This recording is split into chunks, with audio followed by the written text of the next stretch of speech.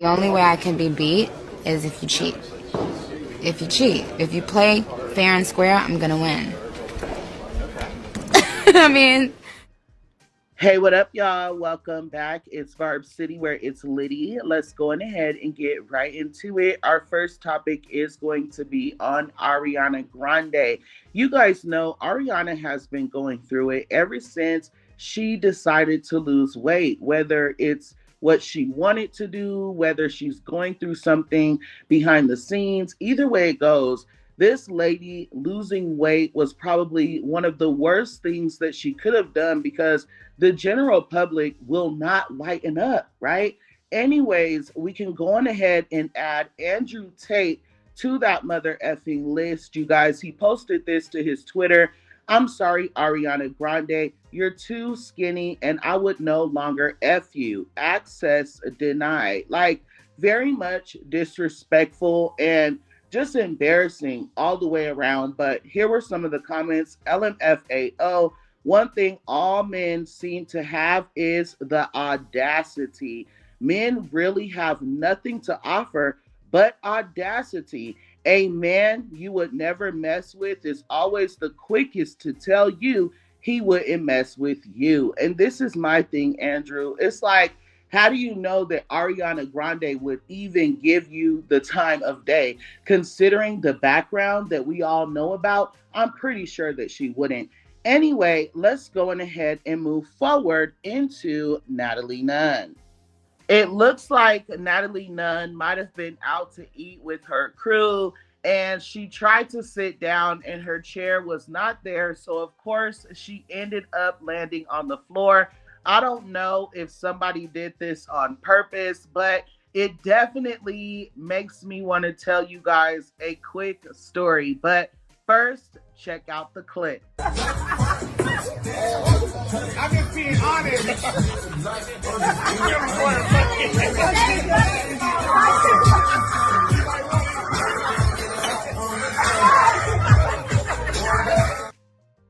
The way you, I'm not trying to laugh, y'all know. I'm never sure it's not funny. Stop laughing.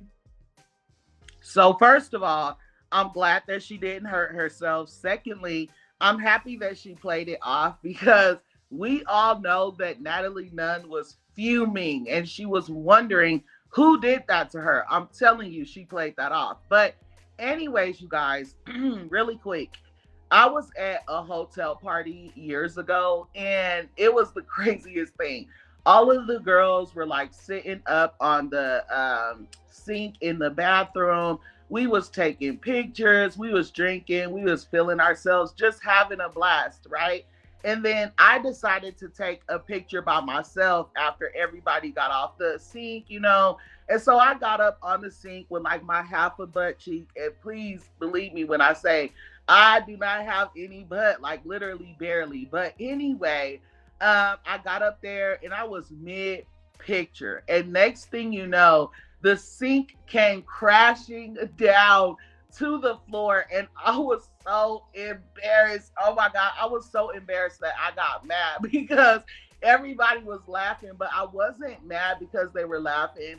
I was upset because they kept saying that I broke the sink as if there were not a whole bunch of us up there on the sink taking pictures together. Like, even though it broke when I was up there, don't play me. Y'all know I did not break it and make it weak by myself. Anyway, very much an embarrassing moment, very much pissed me off. But anyway, let me know what you guys feel and let's go on ahead and move forward.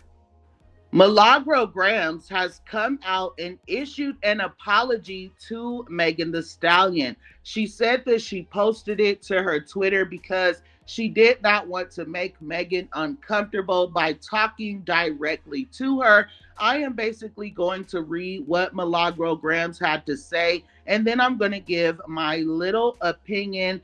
She said something significant needs to be addressed, but to be as sensitive to the circumstances as possible. I don't want to make anyone uncomfortable by speaking directly to them. When I used my platform to express my thoughts and ideas, I hurt someone. My lack of regard for how my words could have affected the people associated with my topics of discussion led to pain, and that truly was never my intention.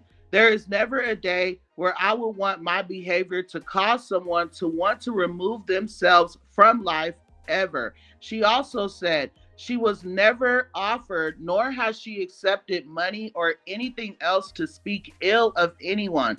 The platforms that host any related videos were not and are not monetized. So I did not make any profit from these things. I was overzealous in the pursuit of what I thought was the truth. And the reality is that doesn't make anything a fact. I apologize and I'm deeply remorseful for the harm that I have caused. She also posted this. I'm not going to read it, but she was simply saying that the case is still very much active.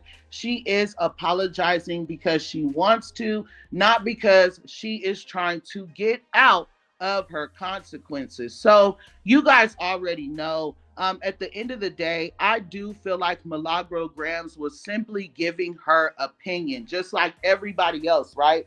I gave my opinion on the topics as well, but I also said that I was not going to call Megan or Tori a liar because um, I understand that women can lie, and I understand that men can lie. I understand that DV is very much real. So I didn't want to make a stance about who was telling the truth or who was lying, but I definitely had a lot to say about the topic, just like everybody else. I feel like Rock Nation is using this and Milagro Grams to set an example to silence people, in my opinion. But if Milagro Grams, feels wrong about what she did and she wants to come out and apologize, more power to her. I love the fact that she is being the bigger person, and hopefully the judge can take what she is saying seriously and be a little lenient, because at the end of the day, I'm sure Milagro Grams knows that consequences can come from what she did, right? We all seen it with Tasha K. We're still seeing it with Tasha K. So I'm happy that Milagro Grams didn't try to play like this can't hinder her in the future. You know how Tasha K was like, oh, go wipe your butt with that cease and desist. Or when Tasha K said, I'm not deleting Ish, when Bachiana asked her to. I'm happy that Milagro Grams is not trying to take that path. But anyway, let me know what you guys feel, and let's move forward into Bachiana. So Bachiana was on a soundtrack for the new Smurfs movie. And I do believe what everybody else is saying about Bachiana wanting a Barbie world moment. Okay, her fans definitely thought that this soundtrack was going to get Bachiana a Barbie world moment, but it definitely did not. As you guys can see here on YouTube, a free platform, she was only able to get about 17,000 views in 21 hours. Excuse me, 16,000 views in 21 hours. So again, this is a free platform. So that should let you know right there how she is performing on the other platforms. Now, let's be very clear. Even though this is a soundtrack, charts and numbers and things like that should not matter. But unfortunately, her fans did this to Barbie World, okay? They were trying to say that Barbie World was going to be a flop, even though it was a soundtrack and things like that. Yet, the song ended up debuting at, I believe, number 4. It could have been number 2, but I'm pretty sure it was number 4. The song did very, very well at the end of the day. So, again, unfortunately for Bachiana, she could not do the same. And I just want to read one comment, the only comment that made sense on this topic for me. And it is from Potent Pondering. It says, Bachiana thought she was going to come back and start her campaign like Barbie World and be booming on a soundtrack. Shut that soundtrack the F up.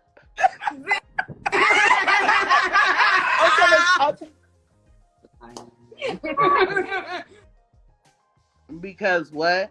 I'll cut that bullshit off. Who wrote that? Let's get some writers back to the drawing board. Right up.